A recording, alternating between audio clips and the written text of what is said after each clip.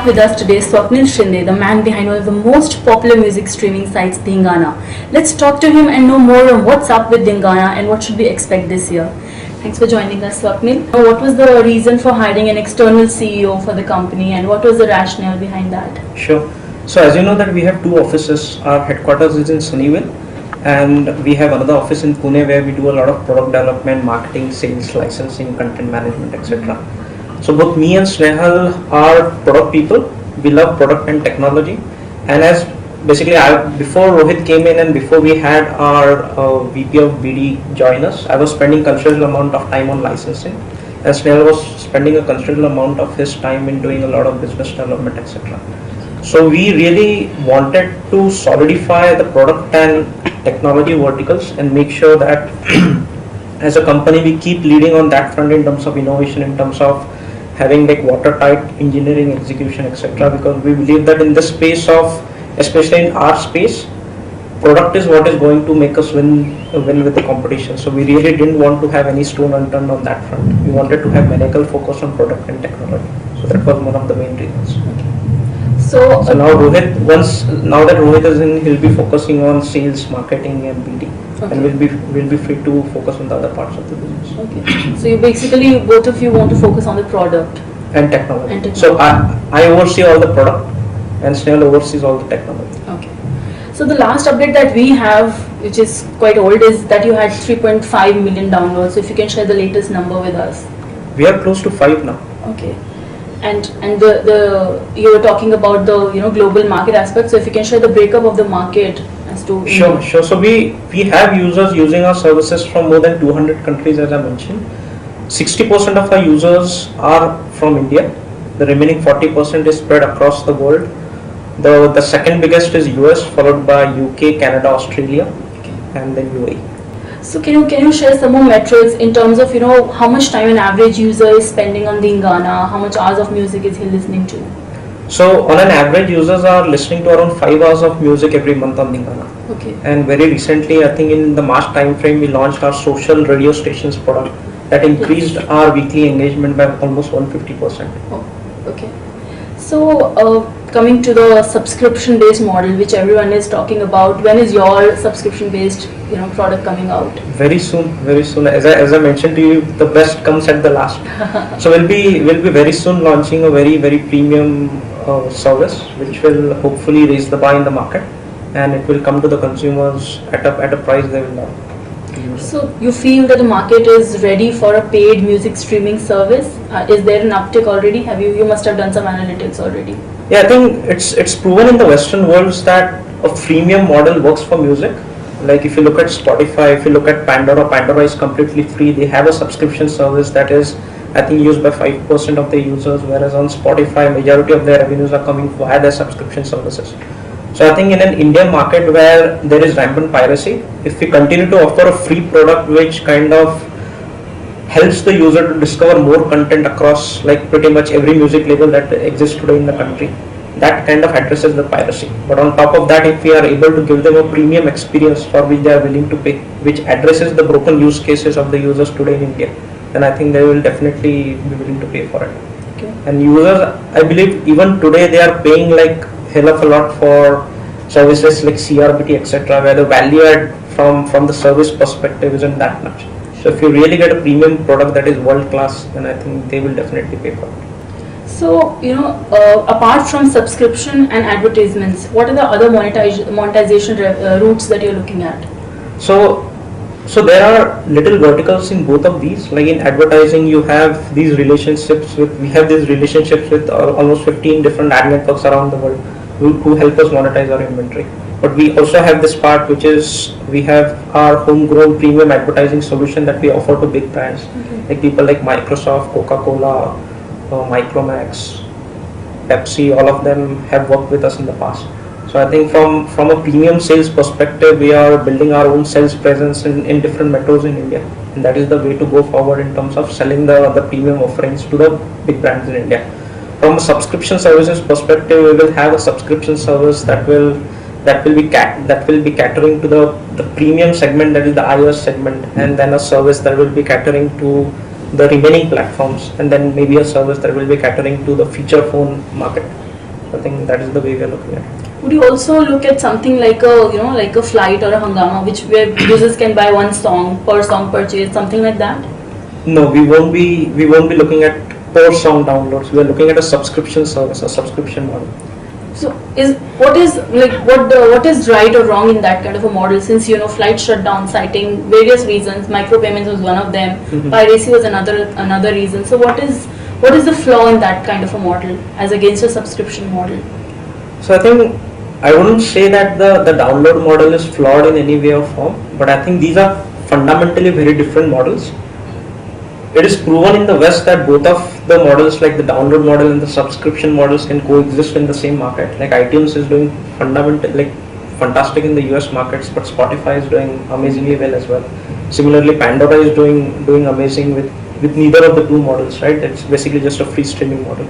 So I think, however, I believe that in a market like India, a subscription service has more potential than an a la carte download, because in a la carte download service, I think it's hard for you to buy the loyalty from the user. It's hard for you to retain the user. It's hard for you to engage the user. Like he comes, he likes 2 songs, he buys it, he goes away. Tomorrow he might find 3 other songs on some pirated site, so he'll just go and download it free from there. But what do you do to actually build a world-class product that will keep the user engaged with all his social friends around him in an ecosystem that is completely social, which helps him to discover music from all the different genres, which recommends him music, which personalizes the experience for him, and then you add a premium offering on top of it, then that isn't something that can be pirated, right? So if you really, so our vision for the premium service is to have a service where we can help our music partners get recurring amount of money from the consumer, while at the same time adding immense value to the consumer in terms of the experience that we offer them. We believe that if we do it right, then in the next 1.5 to 2 years, we can create the second biggest revenue stream for our music partners. So, what is your view on micropayments? Is it really an issue in the Indian market currently? Payments, accepting payments from consumers is challenging in Indian markets as compared to the other parts of the world, primarily because people don't have credit cards, right? In India, I think if you look at all the e-commerce transactions, I think less than 5% or 5% of the transactions happen via credit cards. So I think that is definitely a challenging thing that you will need to address, and that is something that we will be addressing with our premium services as well. So there are things like tying your payments with the operator, There are multiple channels that we'll be exploring for accepting payments from the user. We won't just be looking at a credit card way of taking payments. So can you share your opinion on Flight shutting down? Does it have more to do with their own strategy, or really there are some major loopholes in the Indian music streaming or music market, online music market? I think there might be multiple reasons. Again, I'm the wrong person to comment on it, but I think as a user, as a consumer, it's not a good news for them, because they have lost one way to legally consume music. That means that leaves more room for pirates to pirate music of all the music labels. So I think now from a music label's perspective, they have one less platform to monetize their music on. So I don't think it's a good news for the music labels as well. From Flight's perspective, I think there are various reasons why they might consider shutting down Flight, because one reason might be that they want to focus on their core business, that is the shopping business. Yes. With Amazon coming into India, I think all the e-commerce players need to raise the bar even higher, so that international players don't just come in and be the number 1 or the number 2 player, because then the catching up game can be pretty hard. Sure. And I think the same applies for every other field, even for us or the music players. If an international player comes in, and if we haven't built a sustainable business, then it's a danger. So you better focus on the core things that you really do and do them well. Definitely. So as you said, the international players are not yet here, but Indian market is getting really competitive in the music streaming business. So there are so many players, and everyone is upping the ante. Every few days some new launch is coming up. So in this kind of a situation, how do you differentiate and how do you ensure that the user sticks to your service? Right. I think that's a great question. If you look at the Chinese market, I think there are more than 10 big music streaming services or music services that are coexisting in the market. If you look at US, there are comparatively less number, but I think it's still more than 3 or 4 players that are coexisting in the same market, which are like $1 billion businesses. I think in India right now, there might be lesser as compared to US. So I think the market has a potential to become more competitive, but fortunately for us, we have achieved a scale that will allow us to sustain for a longer period of time. And from a product perspective, till now everyone is focusing on a push based product where the consumer goes, he sees what is there and he tries to consume it, right? We are focusing on three different verticals from a differentiation perspective. We want users to personalize their music. So personalization, recommendation and discovery are the three pillars that we are focusing our products on. Okay. So as we move along, you will see changes in our product that will allow you to discover more music, that will allow you to personalize the product more to your taste. So if you go to our homepage, you might not see what others see. It's basically just there for you. Okay. So personalization is one of your USPs. Yes. So in these kind of apps, is there a scope for bundling these services with handsets, say a preloaded app with certain branded handsets? Are you looking at those kind of associations? I think the opportunity to preload any app on handsets is always there, but we are not engaged in any such distributed strategy right now because we believe that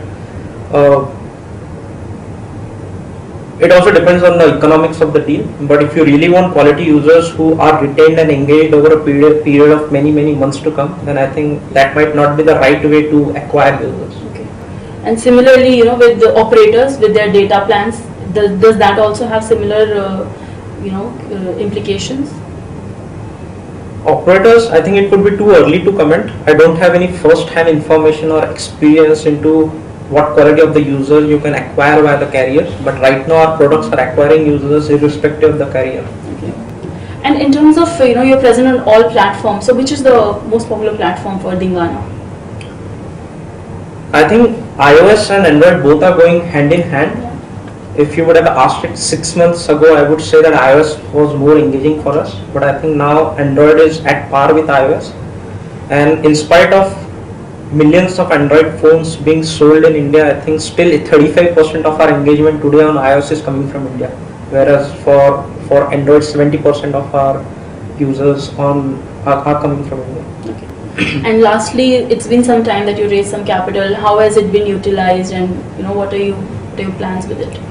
In 2012, the capital that we had raised, we wanted to use it in three different verticals, like building the best team possible, having like very rich licensing deals, and third was to acquire as much as content as possible.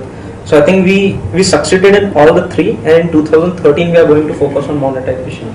Thanks for talking to us. Cool, sure, my pleasure. Thanks for having me here.